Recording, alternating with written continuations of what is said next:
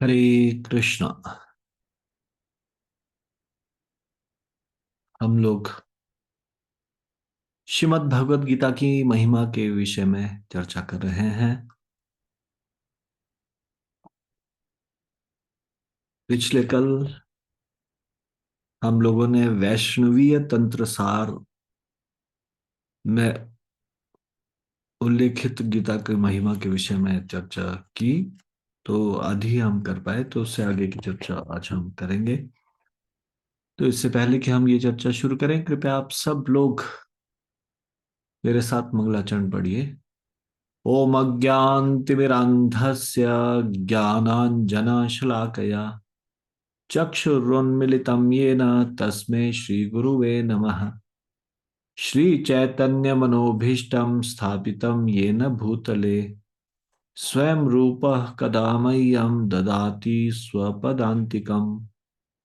वन्देऽहं श्रीगुरो श्रीयुतपदकमलं श्रीगुरुन् वैष्णवांश्च श्रीरूपं साग्रजातं सहगण रघुनाथान्वितं तं सजीवम् साद्वैतं सावधूतं परिजनसहितं कृष्ण चैतन्य देवं श्रीराधा कृष्णपादान् सहगण ललिता श्री विशाखान्वितांश्च।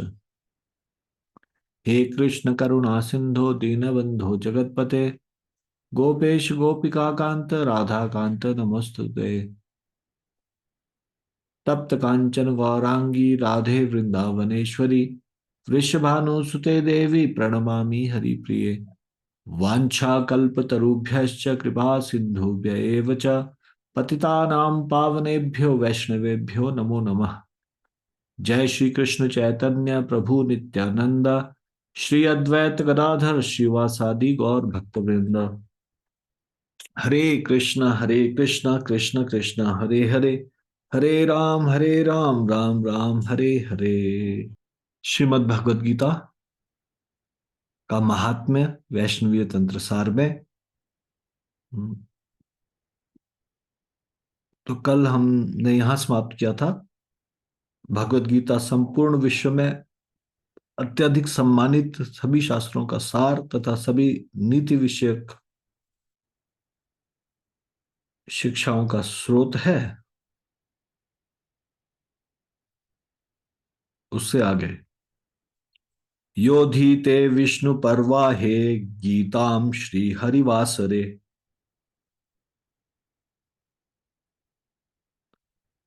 स्वपन जागृत चलंतिष्ठन शत्रुभिर्न सहीयते। जो मनुष्य गीता का विशेष दिनों पर, जैसे भगवान का आविर्भाव उत्सव दिन तथा एकादशी का उपवास दिन, ऐसे विशेष दिनों पर जो भगवत गीता का अध्ययन करता है, वह चाहे जागृतावस्था में हो तथा निद्रिस्तावस्था में हो, कभी भी शत्रुओं द्वारा पराजित नहीं होता। एकादशी के दिन, हाँ, एकादशी के दिन भगवत गीता का पाठ या पवित्र दिनों में भगवत गीता का पाठ महत्वपूर्ण है। इसमें बताया है कि नींद में भी कोई उसको शत्रुओं के द्वारा परास्त नहीं होगा, ना जागृत अवस्था में ना निद्रावस्था में। शालग्राम शिलायां वा देवागारे शिवालये तीर्थे नद्यां पठेद गीताम सौभाग्यम लभते ध्रुवम। जो मनुष्य शालिग्राम शिला के समक्ष भगवान श्री विष्णु के अथवा भगवान शिव के मंदिर में अथवा किसी पवित्र नदी के तट पर गीता का गायन करता है, वह निश्चित रूप से सभी सौभाग्य प्राप्त करता है। पवित्र दिनों में जिस प्रकार से भगवत गीता का पाठ पवित्र दिनों में अधिक लाभ देने वाला है, उसी प्रकार से भगवत गीता का पाठ पवित्र स्थानों में भी अधिक लाभ देने वाला है। पवित्र स्थान कैसे? शालिग्राम शिला के सामने, मंदिर के सामने, विष्णु भगवान के मंदिर या शिव मंदिर के सामने, या फिर पवित्र नदी के तट पर। देवकी नंदनः कृष्णो गीता पाठेन तुष्यति यथा न वैदिर्दानेन यज्ञतीर्थव्रतादिभिः। वेद पठन, दान, यज्ञ, तप, तीर्थ यात्रा इत्यादि कार्यों से भगवान देवकी नंदन को उतनी प्रसन्नता नहीं होती जितनी गीता के गायन से होती है। हम्म। भगवत गीता का, अगर कोई भगवत गीता पढ़ता है तो वो तीर्थ यात्रा करने वाले से, यज्ञ दान तपस्या करने वाले, वेद पाठ करने वाले से ज्यादा भगवान प्रसन्न होते हैं गीता के पाठ, गीता का को पढ़ने से। गीताधीता च येनापि भक्ति भावेन चेतसा वेद शास्त्र पुराणानि तेनाधीतानि सर्वशः।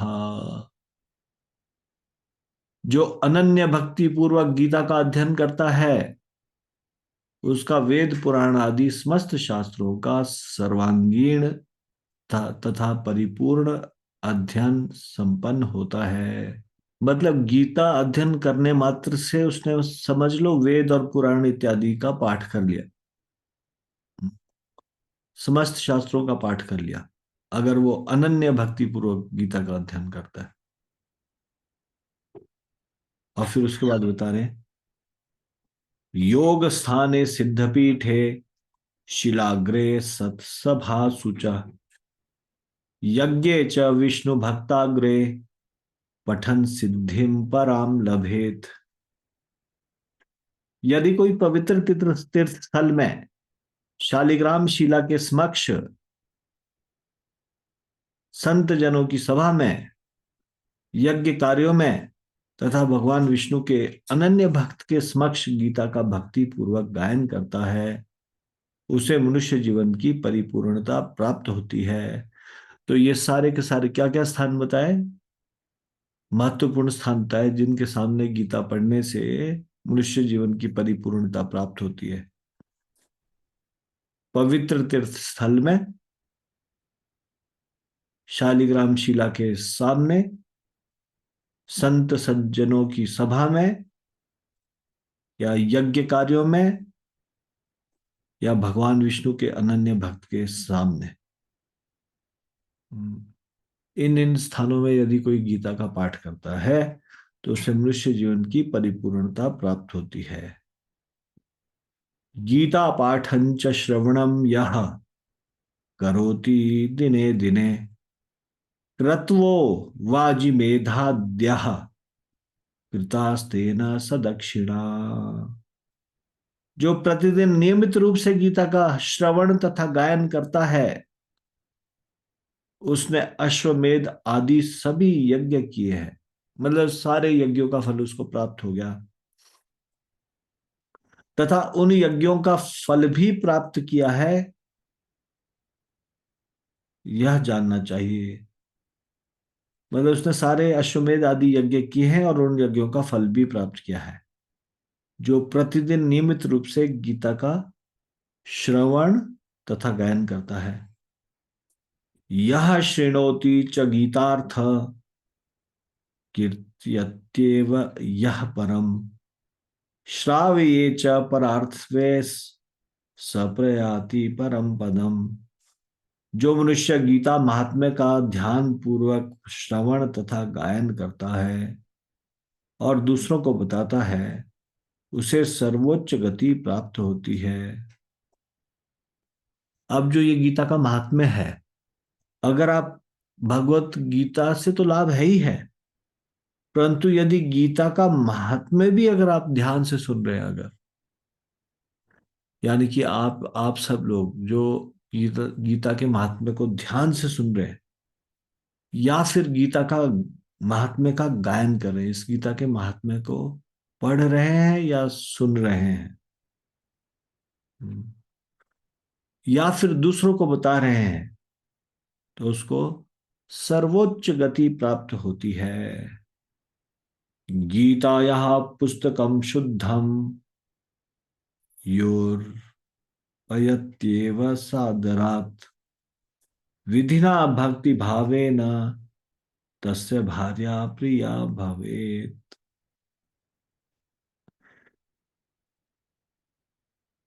अब देखो गीता का दान करने का कितना फल है।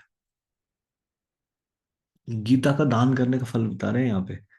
जो मनुष्य अत्यंत श्रद्धा पूर्वक तथा शास्त्र विधि के अनुसार गीता की पवित्र पुस्तक का दान करता है, उसे अत्यंत समर्पित तथा मनोवृत्तानुसारिणी पत्नी प्राप्त होती है। चलो ये सभी लोगों के लिए नहीं है, भक्ति प्राप्त होती है वो तो है ही है साथ साथ में। हम्म, गीता यह पुस्तकम शुद्धम योर्पयत्येव सादरात् विधिना भक्ति भावेन तस्य भार्या प्रिया भवेत्। यशः सौभाग्यमारोग्यम लभते नात्र संशयः। दयितानां प्रियो भूत्वा परमं सुखमश्नुते।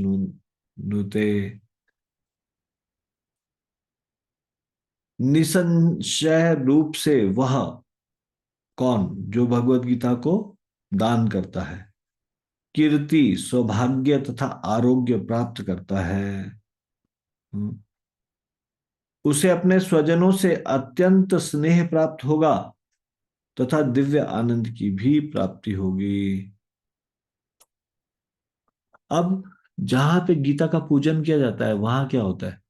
हाँ, अगर भगवत गीता को हाँ, पूजन किया जाता है तो यहाँ पे बताया गया है अभिचारोद्भवम दुखम वर्षापागतं च यत् नोपसर्पति तत्रैव यत्र गीतार्चनम गृहे। शाप तथा अन्य किसी भी कारण से उत्पन्न कोई भी पीड़ा उस गृह में प्रवेश नहीं कर पाएगी जहां गीता का नियमित पूजन किया जाता हो।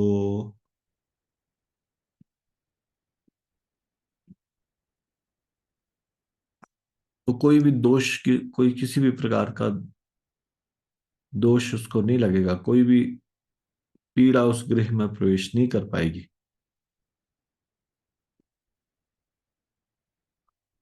तापत्रयोद्भवा पीड़ा नैव व्याधि वेद क्वचित् न शापो नैव पापंचम दुर्गतिर्नरकम न च।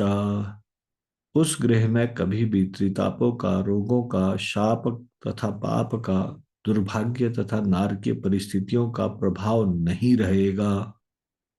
त्रिताप रोग शाप पाप दुर्भाग्य और नारकीय परिस्थिति का प्रभाव नहीं रहेगा।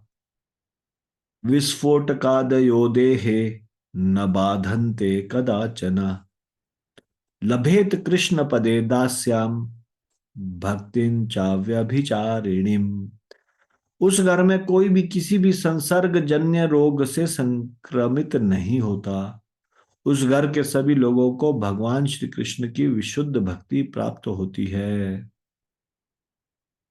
तो जो व्यक्ति भगवत गीता का पाठ करने के लिए, भगवत गीता पढ़ने के लिए एकदम डेडिकेटेड है, समर्पित है प्रतिदिन, हम्म, तो पूर्व जन्मों के अनुसार कुछ और फल मिलना होगा, कुछ भी। हम्म, पर ऐसा व्यक्ति संसार बंधन से मुक्त रहता है और दिव्यानंद में स्थित रहता है। जायते सततम सख्यम सर्वजीव गणे सह प्रारब्धम भुंजतो वापि गीताभ्यासरतस्य च स मुक्ता स सुखी लोके कर्मणा नोपलिप्यते। जो व्यक्ति भगवत गीता गायन करने के लिए समर्पित है, उसके पूर्व कर्म का फल कुछ भी हो, वह सभी जीवों के प्रति सौहार्दपूर्ण व्यवहार करता है। ऐसा व्यक्ति संसार बंधन से मुक्त रहता है तथा दिव्यानंद में स्थित रहता है।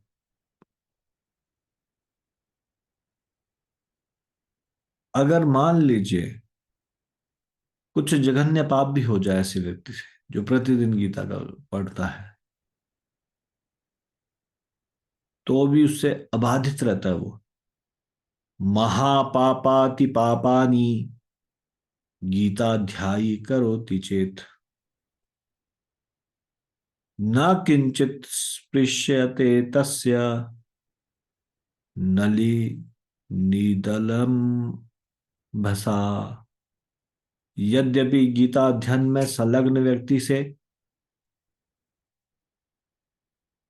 कोई जघन्य पाप कृत्य होता है, वह उससे अबाधित रहता है, जैसे एक कमल पत्र जल से अस्पर्शित रहता है। अब ये अनजाने में हुए पाप के लिए बोला जा रहा है। अगर कोई गलती से अगर उससे कोई जघन्य पाप भी हो जाता है, इसका अर्थ ये नहीं है कि वो भगवत गीता पढ़े और साथ साथ में पाप को करता रहे, ये सोच के कि मुझे तो कोई भी पाप टच नहीं कर सकता क्योंकि मैं गीता पढ़ता हूं। नहीं। हम्म, यदि उससे कोई पाप हो भी जाता है, अनाचारोद्भवम पापम वाच्यादि कृतं च यत् अभक्ष्य भक्षजम दोषम स्पृश्य स्पर्शजम तथा ज्ञानाज्ञानकृतं नित्यम इन्द्रियैर्जनितं च यत् तत्सर्वं नाशमायाति गीता पाठेन तत्क्षणात्। जो व्यक्ति भगवत गीता का अत्यंत भक्ति पूर्वक गायन करता है, उसके ऊपर दुष्कर्म, दुर्वचन, अभक्ष्य अन्न, अस्पृश्य स्पर्शन, जाने अनजाने में हुए इंद्र जनित पाप इत्यादि के कारण उत्पन्न अशुभों का प्रभाव नहीं होता तथा वह त्वरित इन अशुभों से मुक्त हो जाता है। प्रतिदिन भगवत गीता का भक्तिपूर्वक पाठ करने से कितना लाभ होता है। सर्वत्र प्रतिभोक्ता च प्रतिगृह्य च सर्वशः गीता पाठम प्रकुर्वाणो न लिप्येत कदाचन।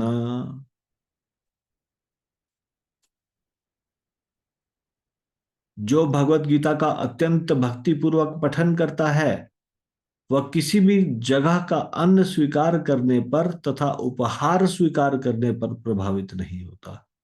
तो देखो, दो चीजें हैं। जब हम कहीं से भी कहीं का भी अन्न खाते हैं तो उससे हमारे मन के ऊपर प्रभाव पड़ता है।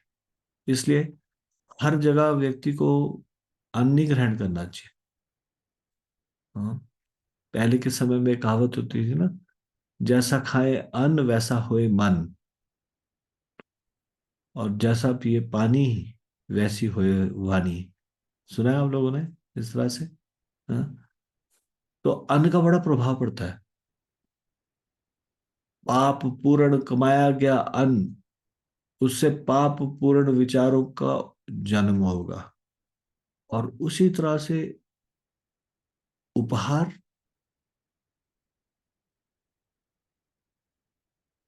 अगर वो उपहार भी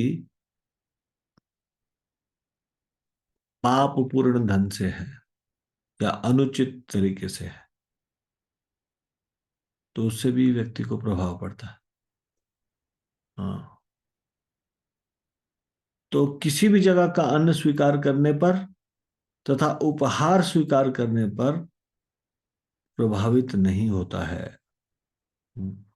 प्रतिदिन जो भगवत गीता का भक्तिपूर्वक पाठ करता है, इसलिए उपहार भी हमको सोच समझ के लेना चाहिए।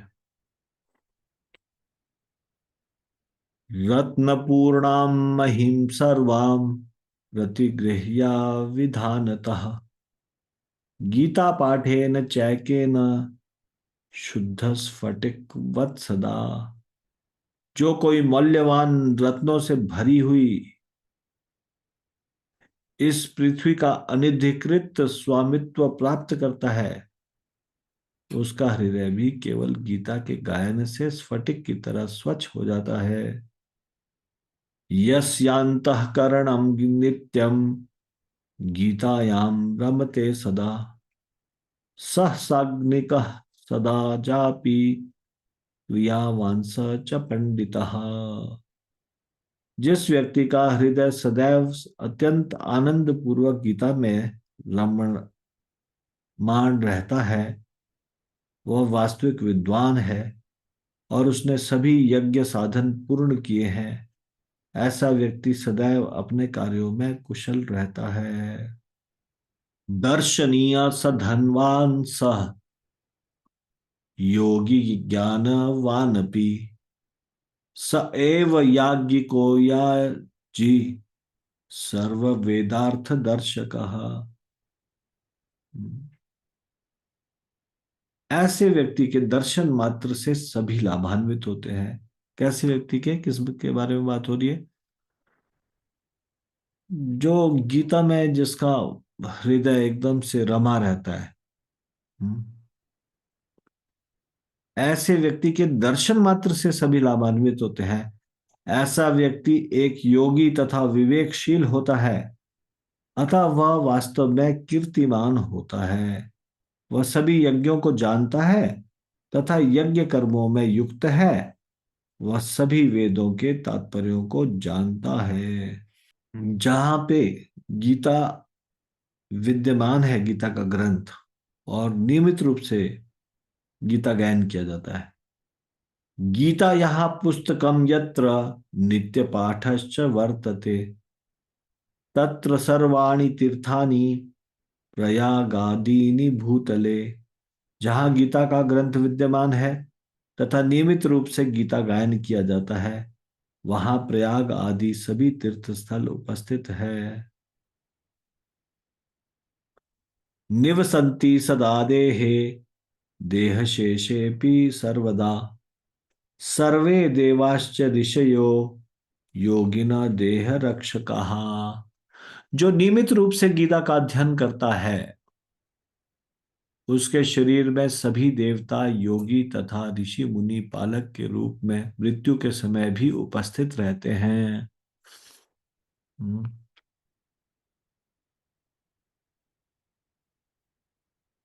और जिस स्थान पर गीता का गायन होता है,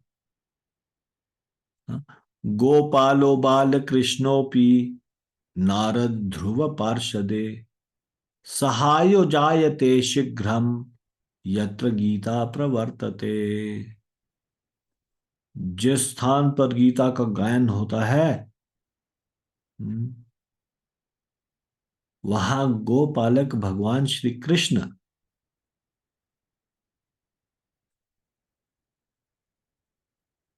नारद जी, ध्रुव आदि परिकरों के सहित वहां पे प्रकट होते हैं।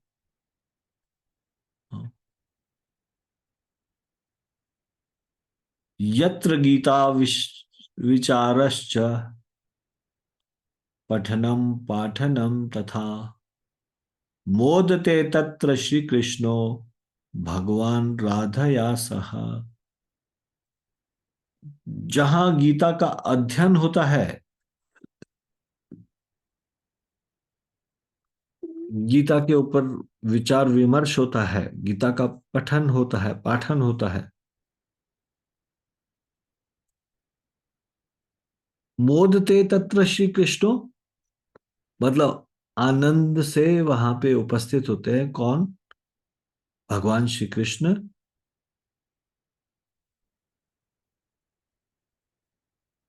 मोदते तत्र श्री कृष्णो भगवान राधया सहित। कैसे? श्रीमती राधा रानी के सहित।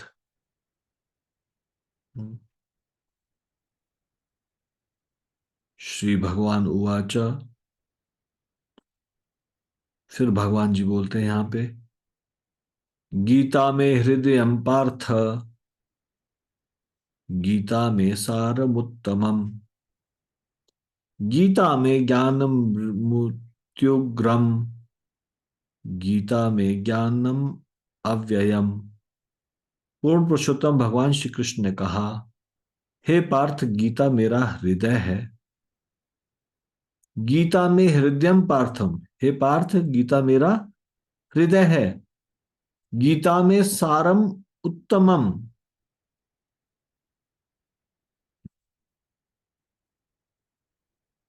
गीता मेरा स्वरूप है। गीता में ज्ञानम उत्युग्रम। गीता मेरे विषय में परिपूर्ण है। गीता में ज्ञानम अव्ययम। गीता मेरे विषय में परिपूर्ण अव्यया एवं अत्यंत शक्तिशाली ज्ञान है। गीता में चोत्तमम स्थानम। गीता मेरा सर्वोच्च स्थान है, सबसे ऊंचा स्थान है। गीता में परमम पदम। गीता ही मेरा परम पद है, वैकुंठ धाम है। गीता में परमम गुह्यम। मेरी सबसे गुह्यतम संपत्ति क्या है? गीता। गीता में परमम गुह्यम। गीता मेरी सबसे गुह्यतम संपत्ति है। गीता में परमो गुरु। गीता मेरा सर्वोच्च गुरु है। और फिर यहां तक इससे इसके आगे बोलते हैं कि गीता में मैं स्वयं उपस्थित रहता हूं। हाँ? गीता श्रेय हम तिष्ठामि। तिष्ठामि मतलब मैं वहां पे निवास करता हूं या उपस्थित रहता हूं। कहाँ? मैं स्वयं गीता में उपस्थित रहता हूं। गीता में परमम गृहम। ये मेरा परम गृह है, गृह धाम है मतलब। तो गीता मेरा परम धाम है। गीता ज्ञानम समाश्रित्य त्रिलोकीम पालयाम्यहम्। मैं गीता के ज्ञान से तीनों लोकों का पालन करता हूं। गीता में परमा विद्या ब्रह्म रूपा न संशय। अर्धमात्रा हरा नित्यम निर्वाच्य पदात्मिका। गीता मेरा दिव्य ज्ञान है। गीता का प्रत्येक शब्द तथा प्रत्येक अव्यय श्लोक मेरा ही स्वरूप है। गीता माना गीता नामानि वक्ष्यामि गुह्यानि शृणु पांडव। कीर्तनात् सर्व पापानि विलयम यान्ति तत्क्षणात्। हे पांडव, मैं तुम्हें गीता के पवित्र नाम बताऊंगा। इन नामों का गायन करके मनुष्य त्वरित यानी कि तुरंत सभी पापों से मुक्त हो जाता है। अब ये सभी रहस्यमयी नाम सुनो। अब गीता को के अन्य क्या नाम है, फिर वो बताते हैं भगवान। गंगा गीता च सावित्री सीता सत्या पतिव्रता ब्रह्मावलिर ब्रह्म विद्या त्रिसंध्या मुक्त गेहिनी अर्धमात्रा चिदानंदा भवग्नि भ्रांति नाशिनी वेद त्रयी पर आनंदा तत्वार्थ ज्ञान मंजरी। अब ये भगवत गीता के पवित्र नाम है। ये कह रहे हैं कि इनको गायन करने से, इनको श्रवण करने से सभी पापों से व्यक्ति मुक्त हो जाता है। ये रहस्यमयी नाम क्या बताए भगवान ने? हाँ, ध्यान दीजिए, ध्यान से सुनिए। गंगा, गीता, सावित्री, सीता, सत्या, पतिव्रता, ब्रह्मावली, ब्रह्म विद्या, त्रिसंध्या, मुक्त गेहिनी, अर्धमात्रा, चिदानंदा, भवग्नि, भ्रांतिनाशिनी, वेद त्रयी, परानंदा और तत्वार्थ ज्ञान मंजरी। कोई बता सकता है कितने नाम बताए अभी मैंने? हाँ, टोटल हाउ मेनी नेम्स? किसी ने गिने? रिपीट करें प्रभु जी, हरे कृष्णा प्रभु, धन प्रणाम प्रभु जी एक बार। हाँ, ठीक है, मैं करता हूँ रिपीट। पहले मैं आपसे पूछना चाहता हूँ, एनी आइडिया कि कितने नाम हुए होंगे? अंदाजा? हरे कृष्णा प्रभु जी, धन्यवाद प्रणाम। चलो प्रभु जी था 15। 15। और कोई है? Any gas? 15 नहीं है, कुछ और है, आसपास ही है। Any idea? 10-11 है प्रभु जी। 10 11? 10 + 11 = 21। जी मैं तो 11 ही बोल रही हूँ, 10 या 11 है। ठीक है, दोबारा से बोल रहा हूँ, आप बताना जरा सही से। हम्म, ठीक है। गंगा, गीता, सावित्री, सीता, सत्या, पतिव्रता, ब्रह्मावली, ब्रह्म विद्या, त्रिसंध्या, मुक्त गेहिनी, अर्धमात्रा, चिदानंदा, भवग्नि, भ्रांतिनाशिनी, वेदत्रयी, परानंदा, तत्वार्थ ज्ञान मंजरी। कितने नाम हुए? बोलिए। 17 है प्रभु जी। 18 नाम है प्रभु जी। 17 है प्रभु जी। 17 हुए। प्रभु जी 17।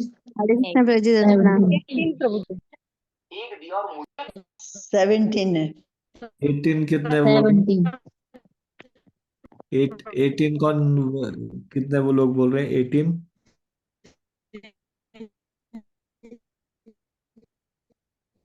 हाँ, 18 किसने बोला?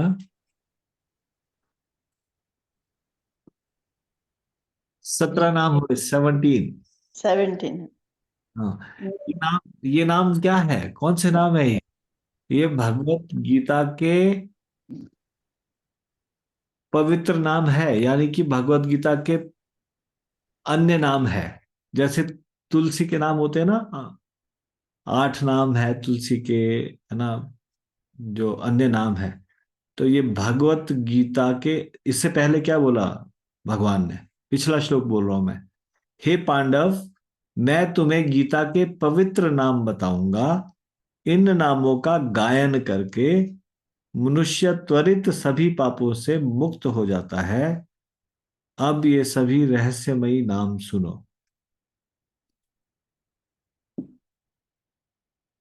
इत्येतानि जपे नित्यं नरो निश्चलमानसः ज्ञान सिद्धिम लभे नित्यम तथान्ते परमं पदम। जो मनुष्य स्थिर चित्त होकर तथा नियमित रूप से गीता के इन पवित्र नामों का उच्चारण करता है, वह दिव्य ज्ञान में परिपूर्णता प्राप्त करता है और अंततः मेरा परम धाम प्राप्त करता है। हम्म। तो आप, जब मैं उच्चारण कर रहा था, आप लोगों ने मेरे पीछे उच्चारण किया था? किसी ने किया या केवल श्रवण किया? आप लोग उच्चारण करना चाहोगे इसको? इसके बाद फिर हम विराम देंगे। ये 2 बार तो मैंने बोल दिया। देखो कितनी बड़ी बात बताई इन्होंने। इन्होंने बताया कि जो इन पवित्र नामों का उच्चारण करता है, पहले बोला नामों को बताने से पहले कि वो सारे पापों से मुक्त हो जाता है। इनको अगर कोई इनका गायन करता है, तुरंत सारे पापों से मुक्त हो जाता है। अब ये रहस्यमयी नाम सुनो, ऐसे करके बताया। और बाद में बताया कि जो नियमित रूप से इन पवित्र नामों का उच्चारण करता है, वो दिव्य ज्ञान में परिपूर्णता प्राप्त करता है, अंत में मेरा धाम को प्राप्त करता है। तो आप मेरे पीछे दोहराएंगे? मैं इनको फिर से 17 नामों को बोलता हूँ एक बार। दोहराएंगे? बोलिए, अनम्यूट करके। कोई भी नहीं, कोई इंटरेस्ट नहीं ले रहा? नहीं दोहराएंगे? एक मिनट जरा, अच्छा लॉक है। हाँ, आप बोलिए। हरी बोल हरि बोल प्रभु जी, हरि बोल। हरे कृष्ण। हरि हरे बोल। बोल। हरे ठीक कृष्ण। है, सब हमने लोगों दोहराया को था। सब लोगों को म्यूट कर रहा हूँ, है ना। आप लोग एक बार जरा मेरे पीछे बोलिए, तुरंत सारे पापों से मुक्त हो जाओगे, ऐसे भगवान जी बोल रहे हैं। बोलिए मेरे पीछे, हाँ। गंगा, गीता, सावित्री, सीता, सत्या, पतिव्रता, ब्रह्मावली, ब्रह्म विद्या, त्रिसंध्या, मुक्त गेहिनी, अर्धमात्रा, चिदानंदा, भवग्नि, भ्रांतिनाशिनी, वेदत्रयी, परानंदा, तत्वार्थ ज्ञान मंजरी। तो आप लोगों ने मेरे पीछे ये बोला, तो यहाँ पे भगवान जी के वचनानुसार इन नामों का उच्चारण करने से आप पापों से मुक्त हो जाओगे। और यदि कोई प्रतिदिन इन पवित्र नामों का उच्चारण करता है तो वो दिव्य ज्ञान में परिपूर्णता प्राप्त करता है और अंत में मेरे परम धाम को प्राप्त करता है। ठीक है, आज हम यहीं तक चर्चा करेंगे। इससे आगे भगवत गीता की महिमा को हम जारी रखेंगे।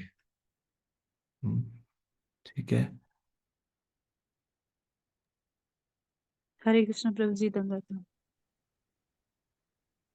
तो यहीं पे मैं अभी समाप्त करता हूँ। श्रीमद् भगवत गीता महिमा की जय, श्रीमद् भगवत गीता की जय, शिल प्रभुपाद की जय, निताई गौर प्रेमानंदे। हरी हरी बोल।